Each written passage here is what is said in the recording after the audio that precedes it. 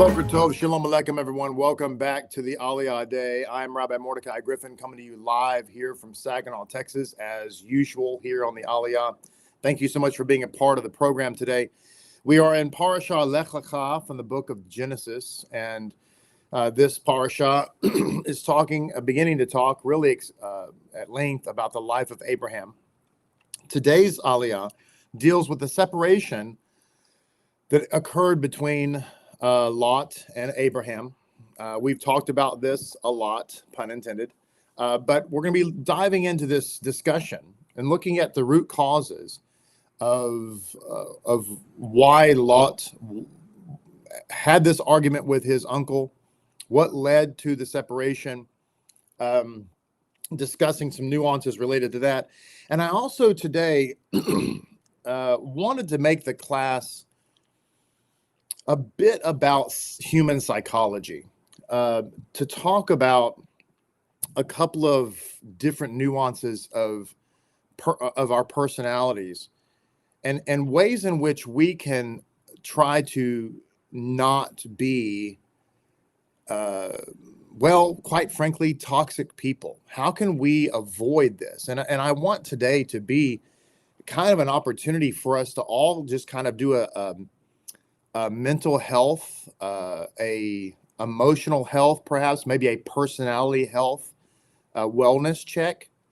Just kind of look at ourselves in the mirror. Don't think about anybody else. Just look at yourself in the mirror and say, let me do a personality wellness check. Let me do a mental health wellness check. You know, let me ask myself the question, am I somebody that, somebody would want to be around?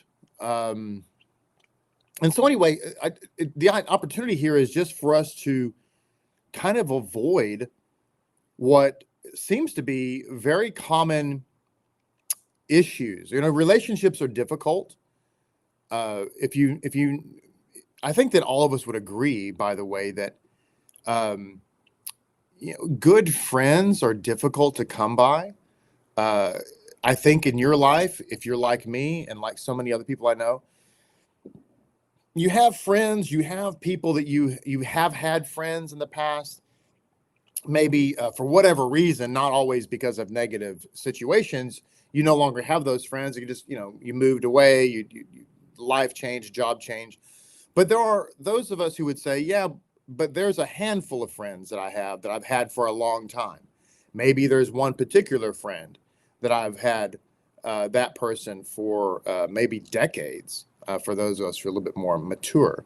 But generally speaking, those are far and few between, because relationships are difficult, they're challenging, and there's reasons for those challenges. Some of them are the way that we grew up. Some of them we have challenges in our personality from genetics. We have challenges in our personality from trauma. The issue, though, is that, or I guess not the issue, but perhaps better stated, the good news. The good news is that we can overcome all of those deficiencies that we might have. Whatever we have in our personality or who we are as a human being, whether it be trauma or whether it even be genetic, there is a solution. We have the power to overcome that. And how do I know that? Well, because the Torah teaches us that the power to be a good person is within our control. So we can't say, as an example, well, I have this mental disorder. It's genetic. It's just the way I am. I'm a hot-tempered person, as an example.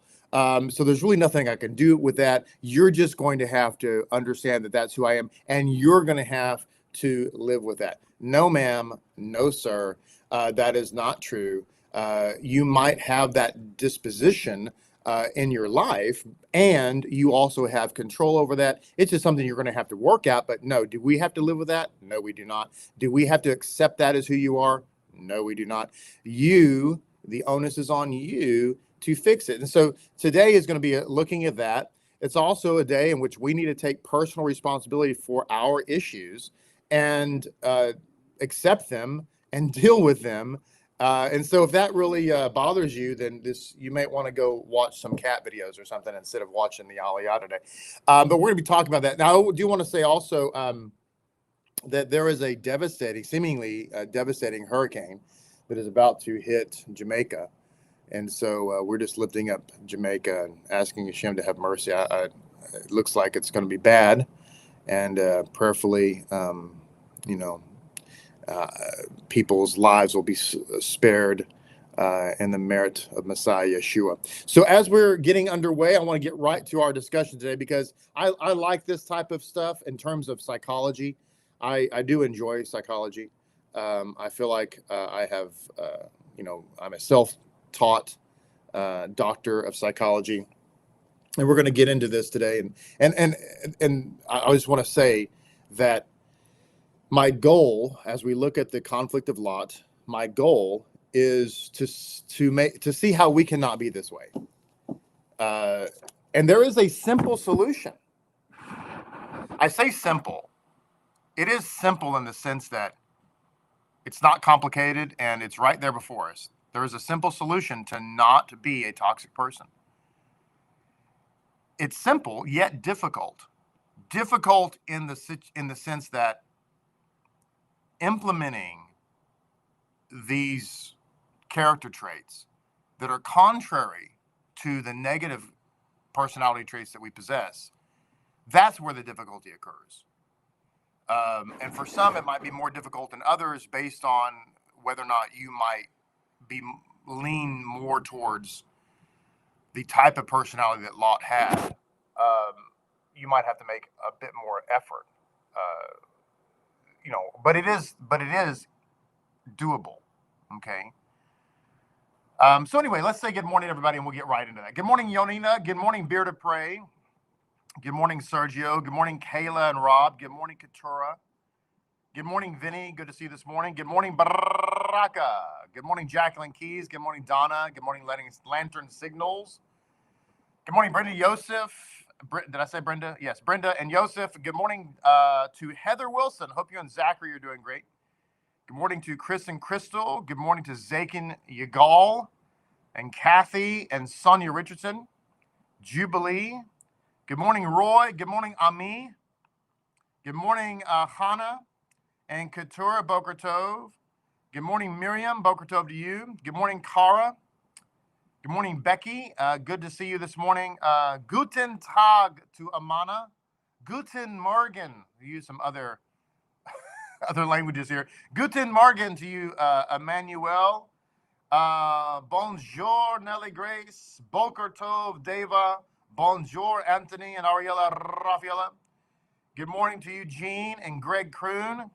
Glad you're here this morning. Good morning, Mr. Clay.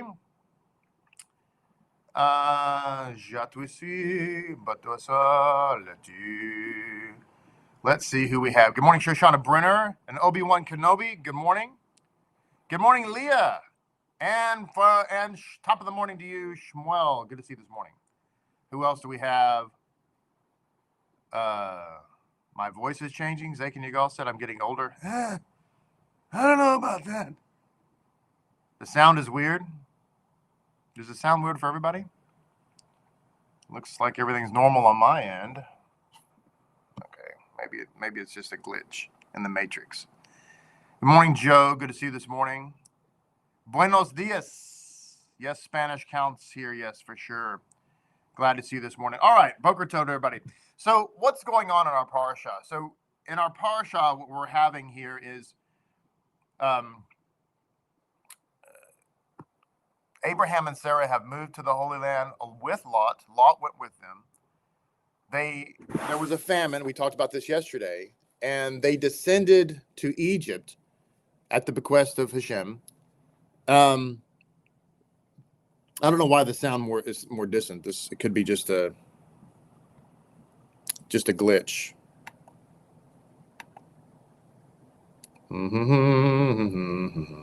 Hello. Check. I don't know. Let me mess with my microphone for a second.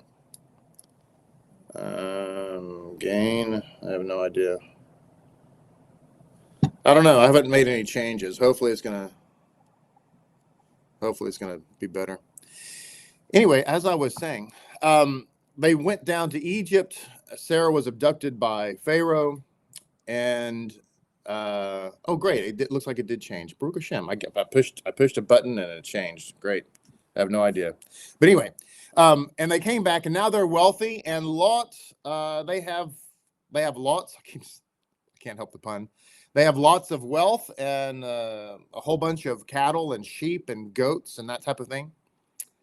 And now there's not enough room for everybody. And Lot uses this excuse, and it turns out that it's going to be an excuse.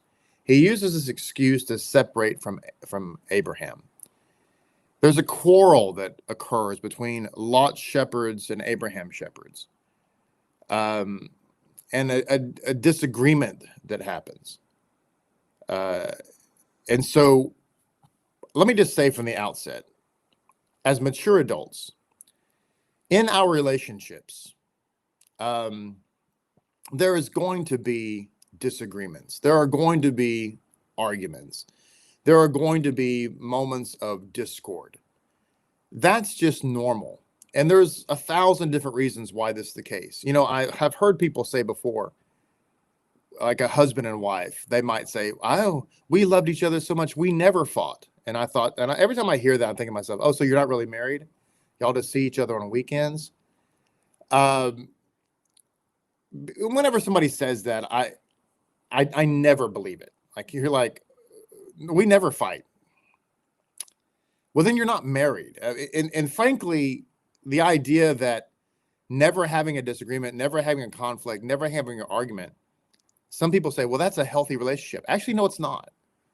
No, it's not, because somebody's not being real in that relationship. Somebody's not being real. If there's never any conflict, because we're human beings and we have different points of view, and sometimes we're adamant about those points of view. Now, if your life is nothing but conflict, that's a problem. Okay, there needs to be a balance, but conflict occurs. In this case of Lot, the conflict was really a masquerade. It talks about here in the Kehotumash, it gives a backstory to this, conflict between Lot and Abraham. By the way, your arguments that you have, they can be held in a dignified manner. You know, the what is it? The Queen Asbury rules or whatever. You know, you can have an argument without crossing lines and getting into bitter name calling and that type of thing. You can have a disagreement, but you can keep it, dignified. And we should strive for that as best we can. But anyway, it says here, they had a conflict. Abraham told Lot, look, I don't want to fight. I don't want to argue with you. I don't want to have a conflict with you. If you want to, go. And if you want to go to the left, then I'll go to the right. If you want to go to the right, I'll go to the left. You pick, you decide. So it says in verse 11, so Lot chose for himself the entire Jordan plain. He journeyed from the east, and they separated from one another. Excuse me. Now, the reason he went to the Jordan plain is not just because it was a fertile area, but because that's where Sodom and Gomorrah was. He was intentionally, willfully, knowingly wanting to journey towards a place of impurity.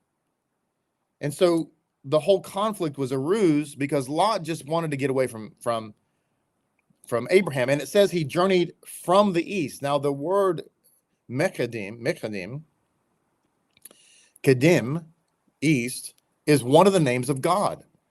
So Mechadim, from the east, is a euphemism often for leaving God.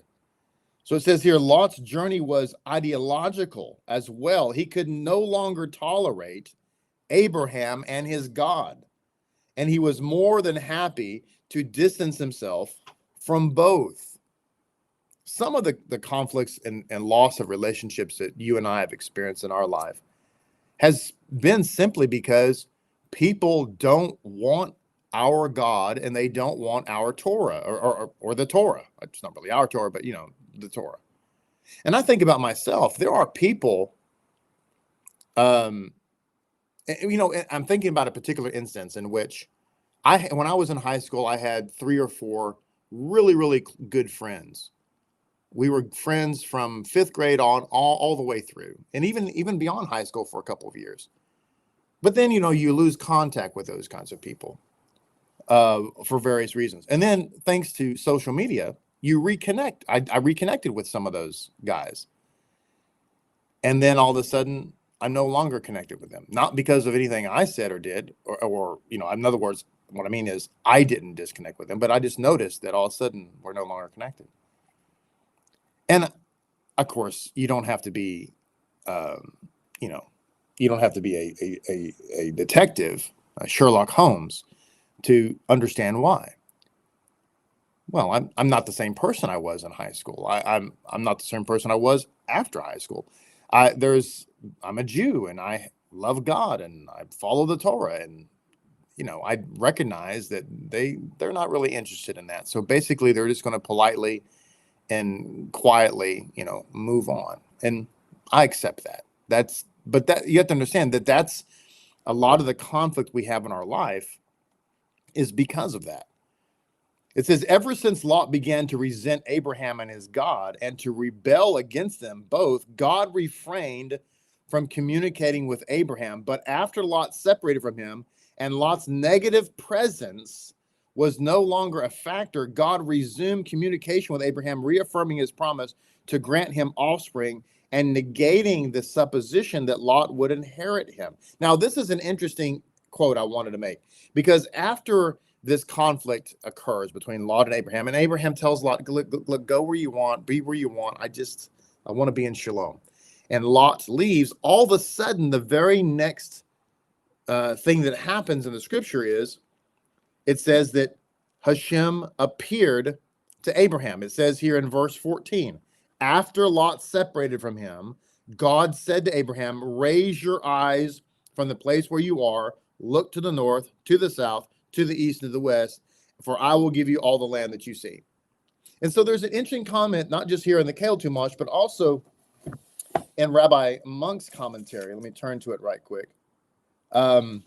And I'm going to come back to another insight he's saying here.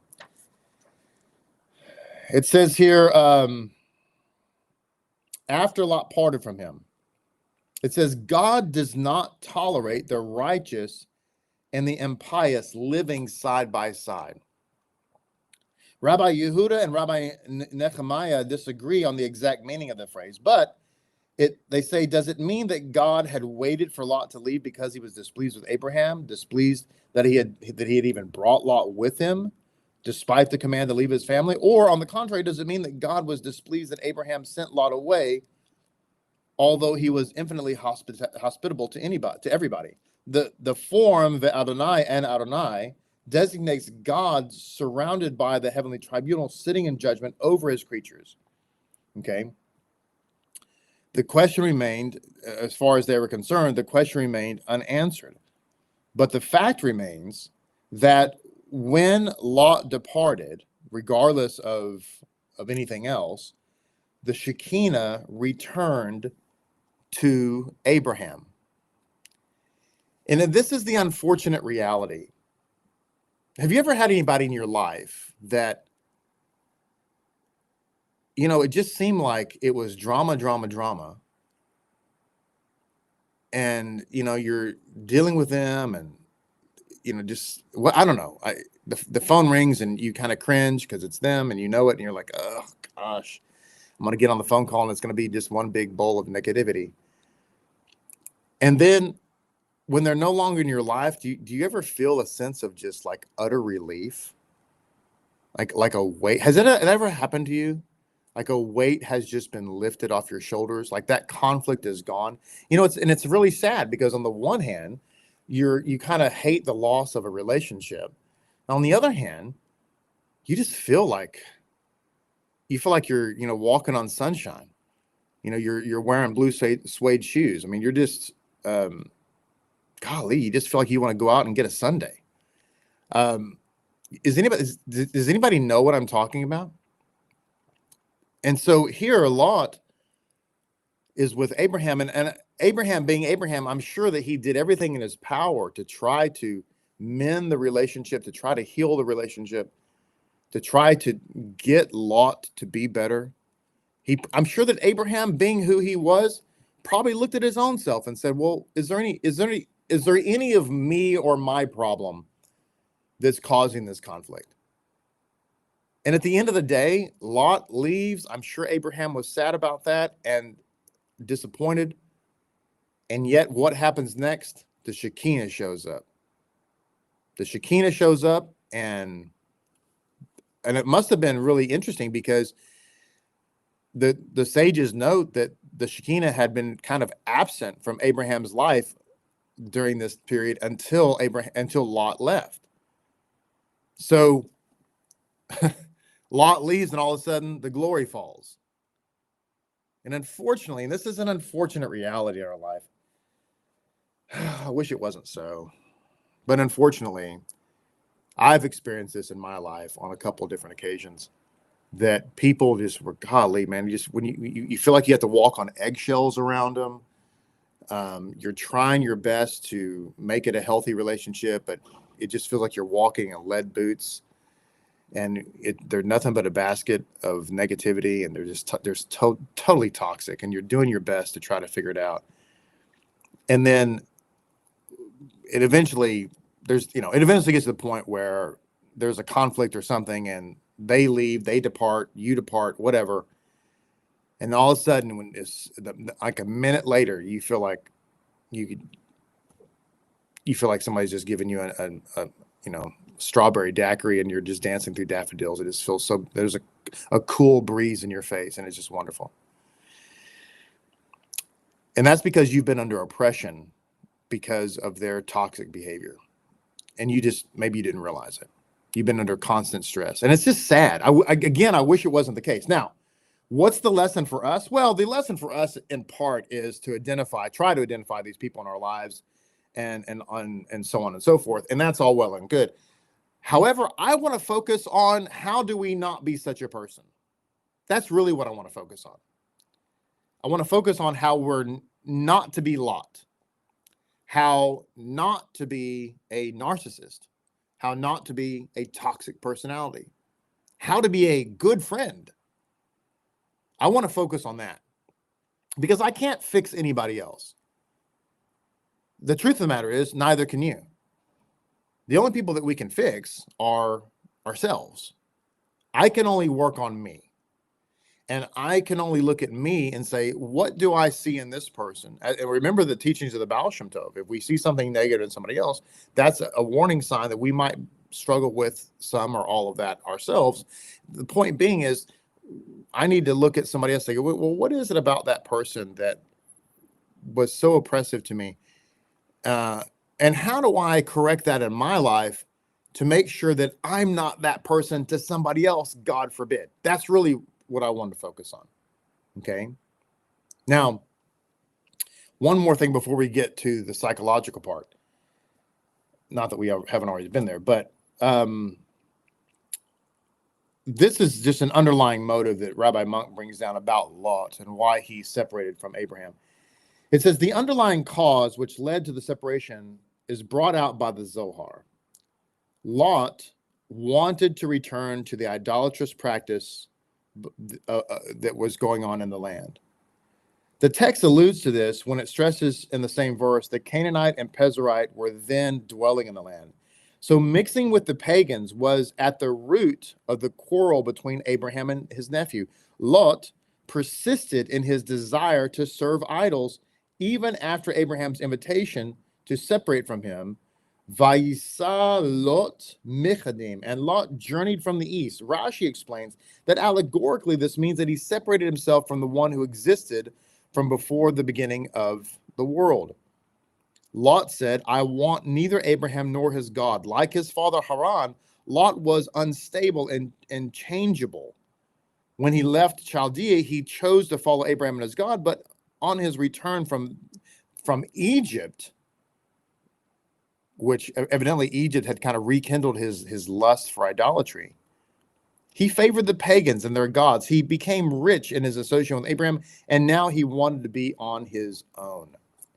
So a lot of people are like this. Listen, the people that are out there that they know about the paganism that they're involved in, be it Halloween or Christmas or what have you, they know it's pagan.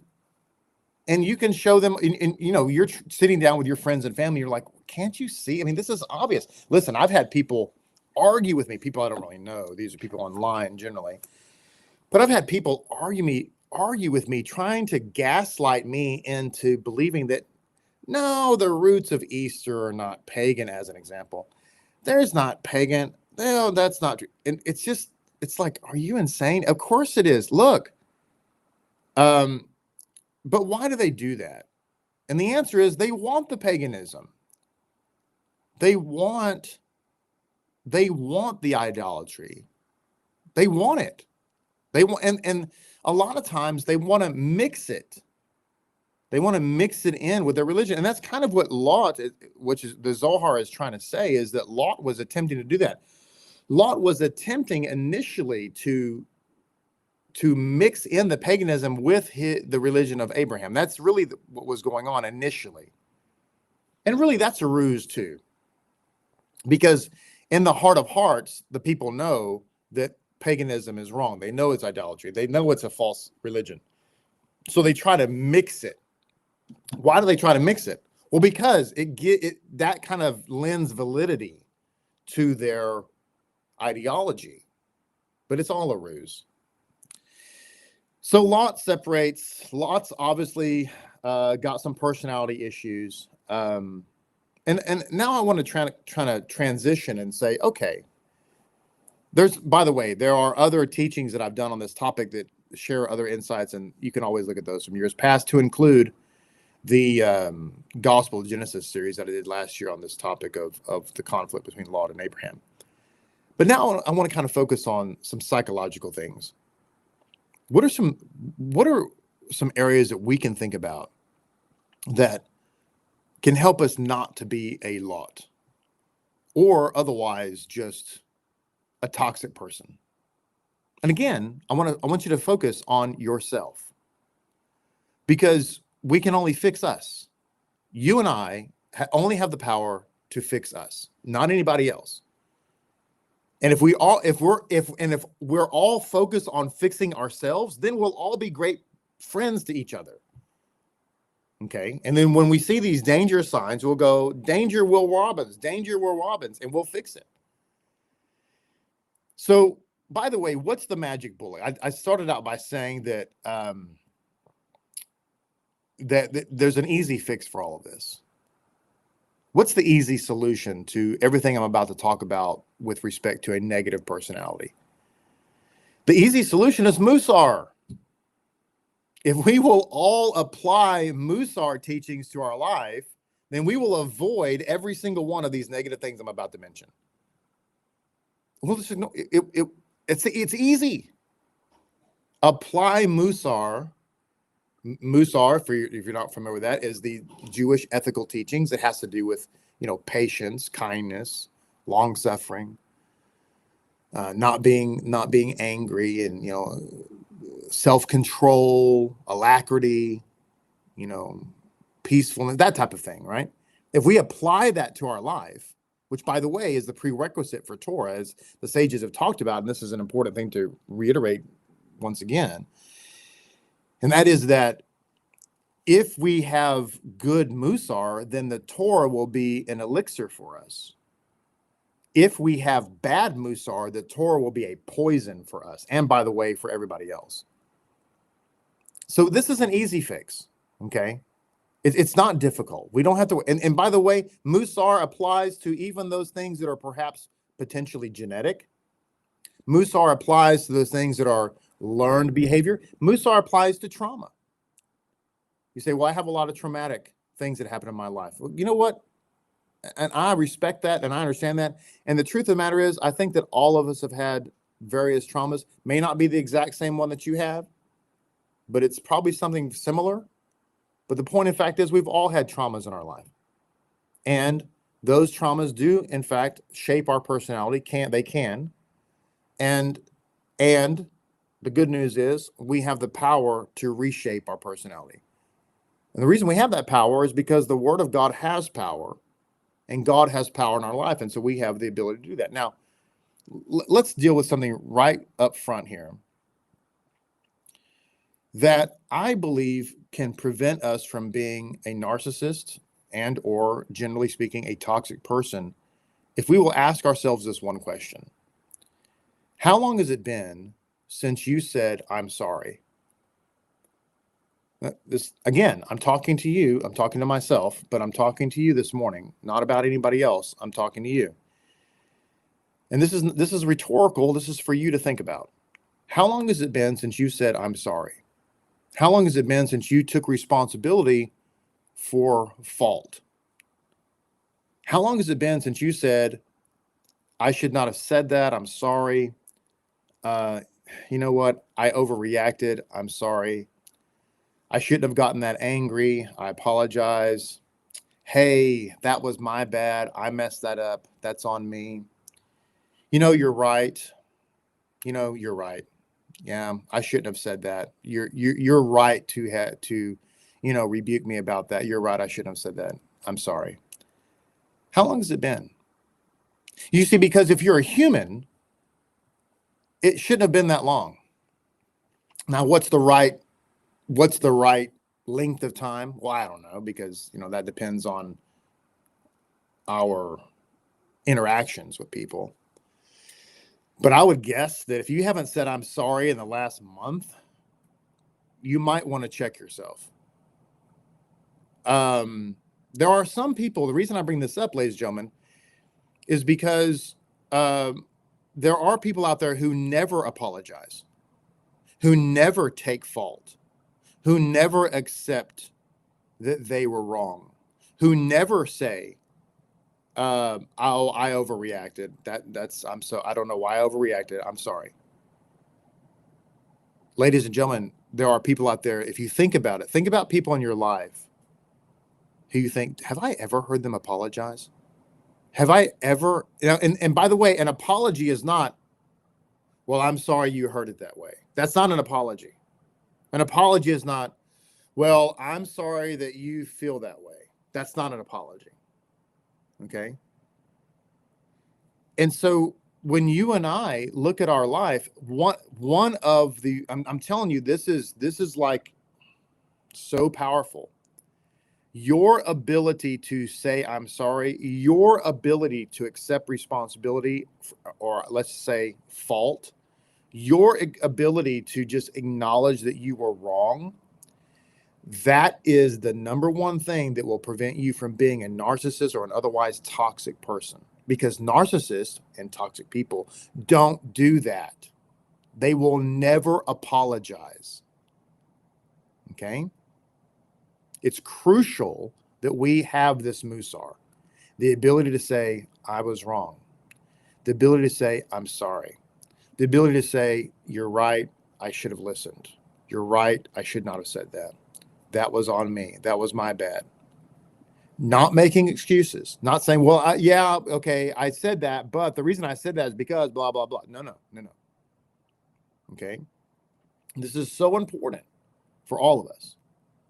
Now, there's, in one of the Psychology Today articles, there was a acronym about how to identify the narcissistic personality disorder.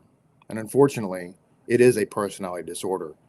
And it does, in fact, require treatment. The challenge is a narcissist will never accept the fact that they need treatment and therefore pretty much never get it, which is sad. But the acronym is Special Me. That's the acronym, Special Me. And so I want to go through these just really quickly. And and the reason I want to go through them is, well, we might identify people who have narcissistic tendencies. But again, more importantly, that you and I can look at this and say, man, am I that way? Does that apply to me? And if it does in any way, shape, or form, we need to work on that. Okay. So here's the Special Me acronym. Number one, a sense of self-importance. Number two, preoccupation with power, beauty, or success. Number 3, entitled. Number 4, can only be around people who are important or special. Number 5, interpersonal, exploitive for their own gain. Number 6, they're arrogant. Number 7, they lack empathy. Number 8, they must be admired. And number 9, they are envious of others or believe that others are envious of them. So as we look through those 9 character traits, which form the acronym Special Me, of a narcissistic personality, we need to ask ourselves, do I have a sense of self-importance? Now, again, we should have a healthy self-esteem. But as I say sometimes tongue-in-cheek, I have said before, we should always remember that you are special, just like everybody else. And that's kind of a funny way to put it. It's kind of a tongue-in-cheek thing that I've said before. But there's a reason why I say it. You are special, like everybody else. And if we remember that we're special and so is everybody else, then that prevents us from having a sense of self-importance. Are we preoccupied with power, beauty, or success? You know, taking a selfie every now and then is probably not a bad thing. We probably all do it for whatever reason. We'll take a selfie in front of this, in front of that. But you ever notice these people online and like their entire social media profile is nothing but selfies? That's probably not a good thing. Or do we feel entitled? Do we want to be around people who are important or special? Do we want to exploit people for our own personal gain? Are we arrogant? Do we lack empathy? That's a big one. What about lacking empathy? You just don't care about. See, the lacking empathy thing is really dangerous because there's a point at which you can transition, God forbid, from being a narcissist to being a sociopath. A sociopath is somebody who just doesn't care about anybody but themselves. They lack empathy. Do we lack empathy? Do we have a feeling that we must be admired? Do we want people to admire us? Are we envious of people, or do we think that other people are envious of us? That's a narcissistic person. What about a toxic person? Again, I want to look at this and say, as I go through this, I know it's kind of human nature. You're thinking about Fred or Tom or Janie or somebody else in your life. You're like, oh my gosh, no wonder I'm so glad they left. But what I really want to think about is about ourselves, because as we're going through this, we want to make sure that we're not narcissists, that we're not toxic in general, that we're people that can be good friends and good colleagues and good coworkers, that we can be good team members, and that, you know, we can just be normal, and not somebody that people want to avoid. We don't want to be a pariah. Okay. Are we trustworthy? Are we loyal? Do we look for the good in other people? Are we willing to throw away all the good because there's one negative aspect about them that really drives us crazy? With truth be told, there's something about you that drives them crazy too, by the way. But anyway, let's go through this really quickly in the time we have remaining. So how do we recognize toxic behavior? And again, I say, at the risk of sounding like a broken record, I want us to think about our own selves. Does any of this apply to us? And if it does, then we need to say, wow, I need to work on that. How do we recognize toxic behavior? Okay. A toxic person will always play the victim. Mom. Boy, isn't that a part of everyday life in society today? A toxic person will always play the victim. Number 2, trying to control you in every possible way. Do you ever have you ever been around somebody that you feel like is just trying to control you? And you say, well, I think I'd like to do this. No, what you should do is this. And it's like every single time, not a little piece of advice every now and then, but Every single decision you make, you feel like they're just trying to navigate you in a different direction. Are we that kind of person? Do we feel like we need to give everybody our advice all the time? Okay. And by the way, I try to refrain from that. You might think that if I'm sitting out somewhere, let's just say hypothetically, if I'm somewhere in a public space and people are having a theological conversation nearby within earshot, or maybe they're kind of in proximity to me, you might think that I'm the kind of person that might interject in that conversation. You would be wrong. I don't. You say, how could you not? This is your life. This is what you do. No, I don't. Unless they ask me a question, unless they invite me into the conversation. But I don't. I do not interject myself, and I don't do so purposely, because I don't want to take control of that, or constantly offer my opinion or something like that. I just don't do that. I don't want to be that guy. It's just a musar that I work on. Even at the gym, I will see people doing stuff from time to time that's incorrect. Now, if they're about to hurt themselves, I might say, hey, you're about to hurt yourself. But I'm not that guy. I'm not going to be the one that's going to interject and say, you're really doing that wrong. I just don't do that. I could. There's many times that I look around and go, yikes. But I don't. And the reason I don't is because I don't want to be that guy, unless they ask me. If they ask me, that's another question. That's another topic. Toxic people firmly believe that they're always right. They can never be wrong. This goes back to the apology thing. They only take, they never give back. Toxic people will always be confusing. There'll be people that you feel confused. When you're around them or leave their presence, you feel drained. You feel stressed. They don't leave you with a sense of shalom. They don't leave you with a sense of, boy, that was fun. Toxic people will always take a good time and mess it up. You just feel like, golly, I just can't wait to get away from this so I can go relax. A toxic person often lies. They're dishonest. They're dishonest in their communication. They leave out certain facts. A toxic person will over-exaggerate things. They will embellish. Embellish is a very sweet way of saying lie. They will embellish certain facts because they're trying to manipulate you into a certain way of thinking. A toxic person is abusive when they have power.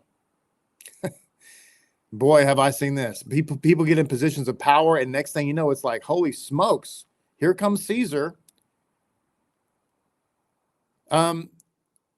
You have difficult feeling comfortable around a toxic person. Do we make people feel comfortable around us? Have a seat, relax, be comfortable. Or do we always feel like we're on edge? Or do we make people feel like we're on edge? A toxic person is really great at guilt. They make you feel guilty, like you should be doing something, and whatever that is, you should be doing it better, and you're not. So therefore, you feel guilty. Do we make people feel guilty? Do we put guilt trips on people? That's a toxic personality trait.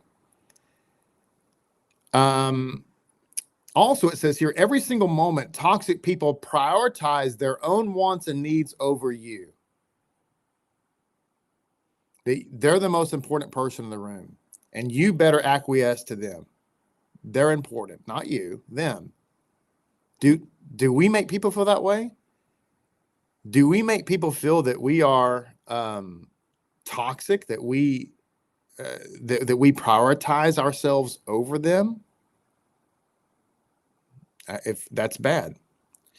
We're almost out of time here, but there's actually, believe it or not, on this Psychology Today article, there are 42 examples of a toxic person. We're not going to get to all 42, but I do want to mention a couple here that are probably the most important. Toxic people are always negative. I want to really, really encourage all of you today, and some of you, I don't know who's still with me here, but really try to be not a negative person, which I would include in that cynical. Don't be cynical. Don't be negative. And can I also throw something else in there?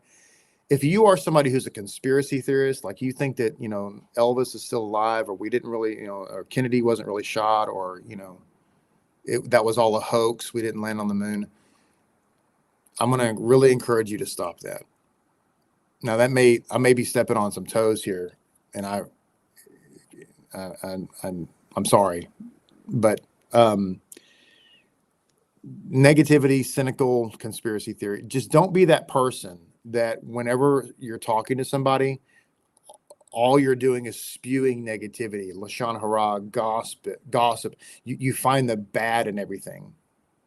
Now I walked in, the building was sparkling clean. Well, there was that one vent over there that had lint on it. I tell you what, why can't we do a good job at cleaning? That kind of thing, right? Toxic people are also manipulative.